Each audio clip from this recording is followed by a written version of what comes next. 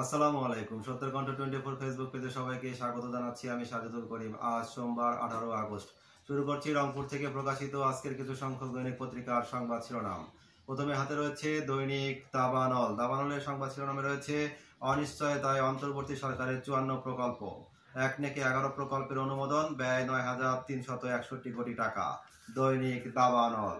দৈনিক আগামী সন্ধানের সংবাদ শিরোনামে রয়েছে পাচারের অর্থে বিদেশে গড়া 40,000 কোটি টাকার সম্পত্তির সন্ধান। লাইনচ্যুত ট্রেন উদ্ধারে আসা রিলিফ ট্রেনও লাইনচ্যুত। জবাবদিহিমূলক রাষ্ট্র প্রতিষ্ঠায় নির্বাচনের বিকল্প নেই, তারেক রহমান। দৈনিক আগামীর সন্ধানে।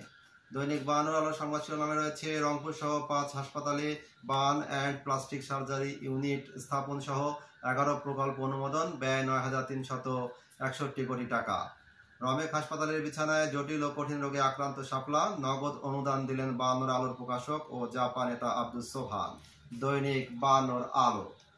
দৈনিক মায়াবাজারের সংবাদ শিরোনামে রয়েছে কমছে বন্যার পানি, ভেসে উঠছে ক্ষত, ভেঙে যাচ্ছে সৈয়দপুর আশ্রয়ন প্রকল্পের ঘরগুলো।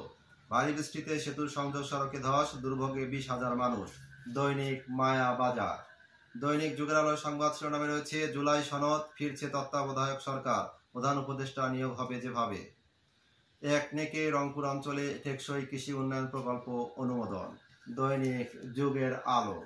এই ছিল রংপুর থেকে প্রকাশিত আজকের কিছু সংখ্যক দৈনিক পত্রিকার সংবাদ শিরোনাম। নিয়মিত সংবাদ জানতে চোখ রাখুন সত্তর কণ্ঠ 24.com ও সত্তর কণ্ঠ 24 ইউটিউব চ্যানেলে।